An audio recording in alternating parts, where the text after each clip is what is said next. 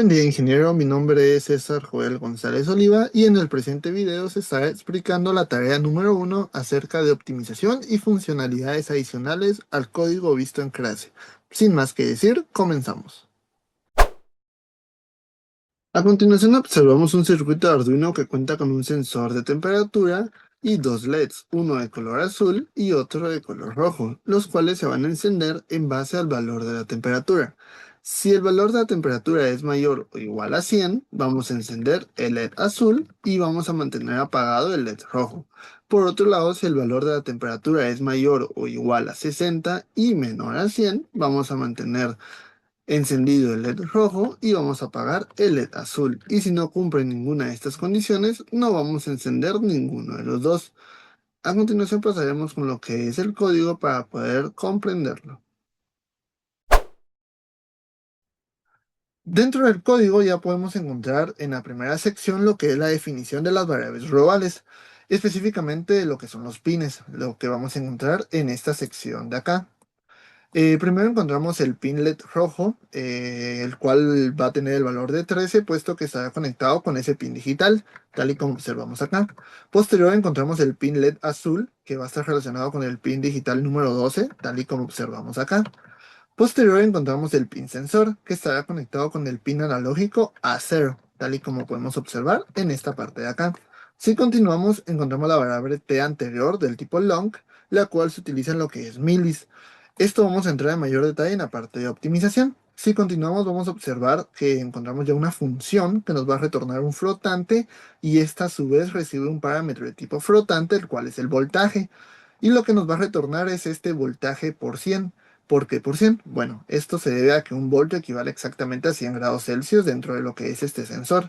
Si continuamos, vamos a encontrar otra función la cual no nos va a devolver nada y esta recibe de parámetro la temperatura del tipo float.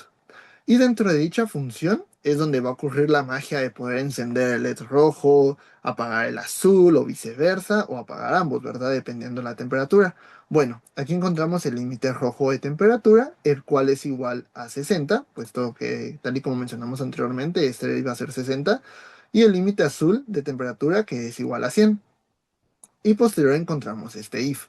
Ok, dentro de este if vamos a realizar la comparación. Temperatura es mayor o igual al límite azul de temperatura, es decir, la temperatura que yo estoy recibiendo es mayor o igual a 100. Ok, si esto se cumple, lo que vamos a hacer es encender el LED azul y apagar el LED rojo.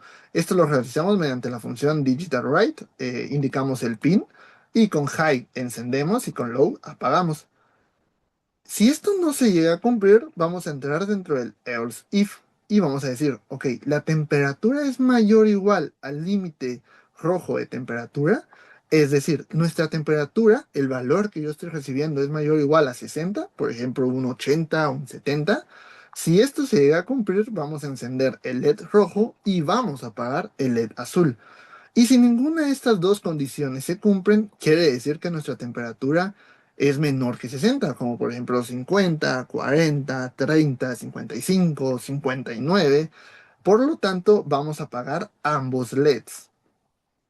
Posterior a esa función vamos a encontrar otra función que nos va a permitir imprimir valores. Esta tampoco nos va a retornar nada y esta recibe tres parámetros. Recibe la lectura que es del tipo int, la temperatura de tipo flotante y el voltaje del tipo flotante. Y como podemos ver acá, vamos a proceder con imprimir dentro del monitor en serie, básicamente de la consola, lo que son los valores de la lectura analógica, la temperatura, y el voltaje, ¿verdad? Utilizando las prácticas de optimización que explicaremos más adelante. Posterior encontramos otra función que es de control general que tampoco retorna nada y dentro de esta función básicamente va a funcionar como un orquestador. Ella se va a encargar de que se vayan ejecutando lo que es la lectura, el cálculo de voltaje, la temperatura, imprimir los valores y controlar los LEDs.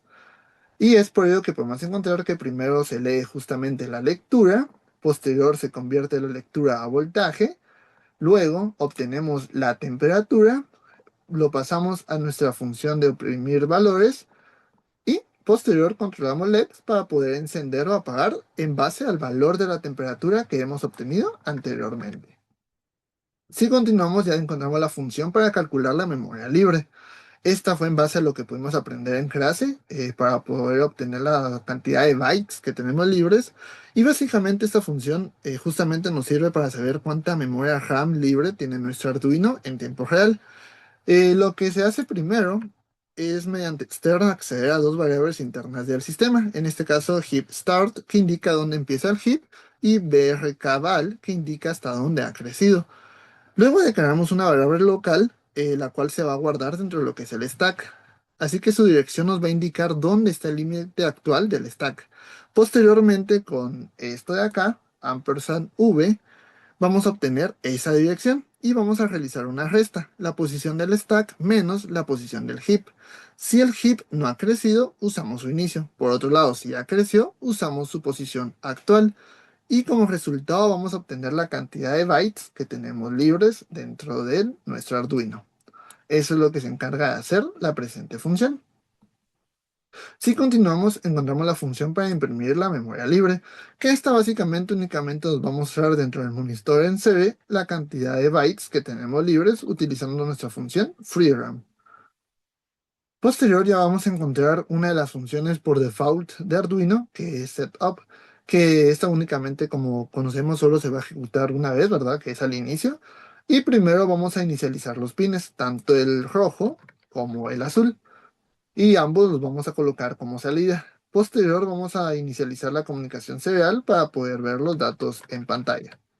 Y luego podemos encontrar ya nuestra función loop, que primero vamos a encontrar lo que es t actual del tipo long, que esto vamos a entrar en detalle justamente cuando miremos optimización, ya que depende de milis, y una condición para que se vaya ejecutando cada 1000 milisegundos, es decir, cada segundo, en donde vamos a tener t anterior igual a t actual, que lo vamos a explicar en la parte de optimización por qué esto funciona así.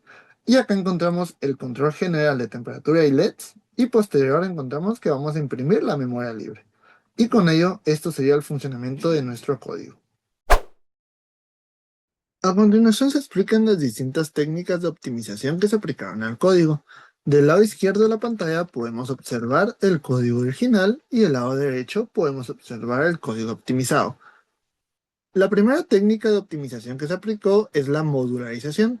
En esta consiste en aplicar el principio de divide y vencerás, en donde vamos a tener funciones específicas que permitan al compilador optimizar el código y a nosotros como programadores poder entenderlo de mejor manera, y de esta forma que el mantenimiento y añadir distintas funcionalidades nuevas sea mucho más eficiente y fácil, ¿verdad?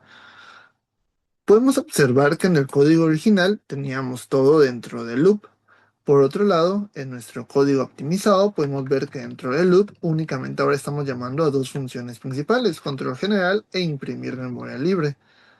Podemos ver que control general dentro tiene otras funciones como obtener temperatura, imprimir valores y controlar LEDs, mientras que imprimir memoria libre se encarga únicamente de imprimir la cantidad de memoria libre que tenemos. Podemos observar que hay más funciones que se encargan de hacer una específica actividad o instrucciones. La siguiente técnica de optimización es milis. Podemos observar que del lado izquierdo estamos utilizando delay. Delay hace que el Arduino se congele por completo durante X tiempo, en este caso, un segundo. Esto debido a que ya no puede ejecutar otras acciones o instrucciones, como por ejemplo leer sensores. Es por ello que debemos de utilizar milis. Milis lo que hace es que el Arduino lleve la cuenta del tiempo mientras sigue ejecutando el resto del programa de una manera bastante eficiente. ¿Cómo vamos a lograr usar milis? Bueno, para ello debemos de realizar lo siguiente: de crear una variable t anterior del tipo long con unsigned que sea igual a 0. Esta variable nos va a permitir recordar la última vez que se ejecutó la tarea. Posterior, dentro del loop, debemos de tener la variable t actual del tipo long también con unsigned e igualarla a milis. Esto nos dice exactamente cuántos milisegundos han pasado desde que el Arduino se encendió. Posterior vamos a tener este if. Dentro de dicho if se realiza una resta en donde si el resultado es mayor o igual a 1000 milisegundos en este caso, es decir, un segundo, significa que ya es hora de volver a ejecutar nuestro código correspondiente. En este caso, este código. Una vez se entra este bloque, se iguala el tiempo anterior con el tiempo actual y se ejecutan las instrucciones que nosotros deseamos. De esta forma podemos implementar milis. La siguiente técnica de optimización es identificar las variables globales y las variables locales de manera correcta.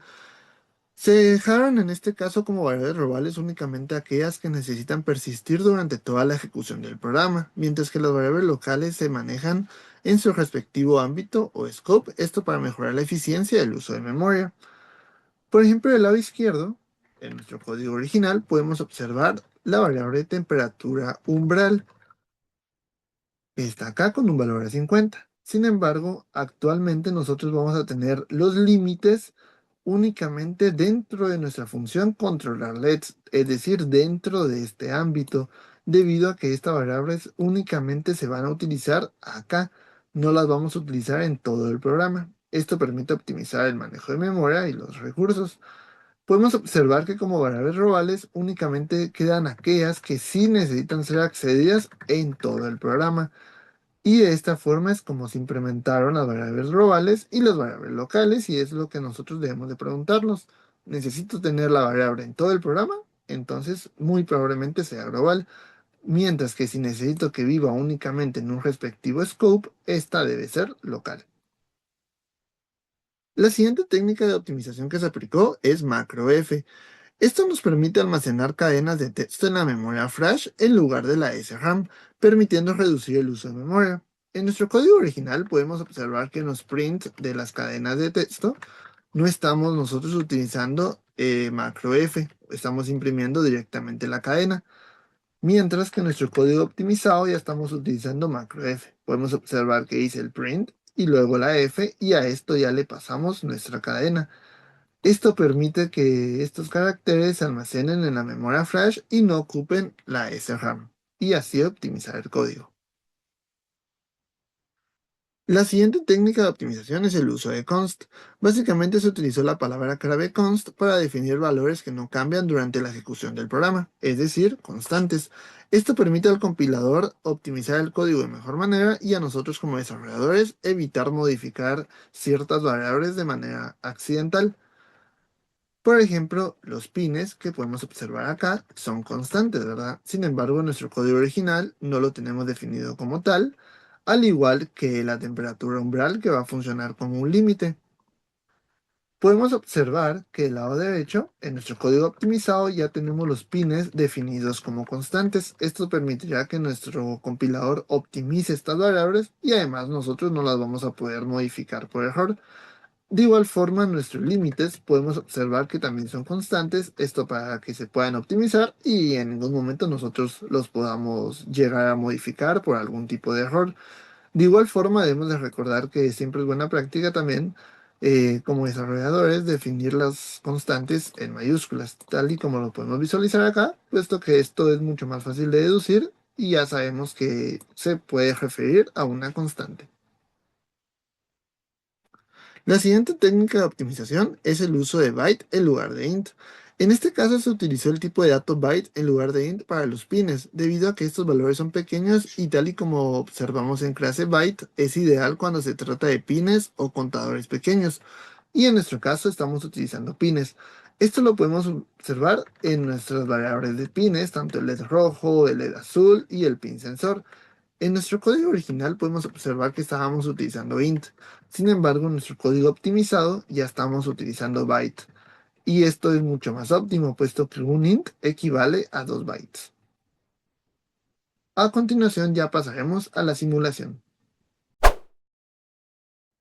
A continuación realizaremos la simulación de nuestro circuito, por lo que daremos clic en Iniciar simulación. Una vez iniciada la simulación, vamos a abrir nuestro monitor en serie.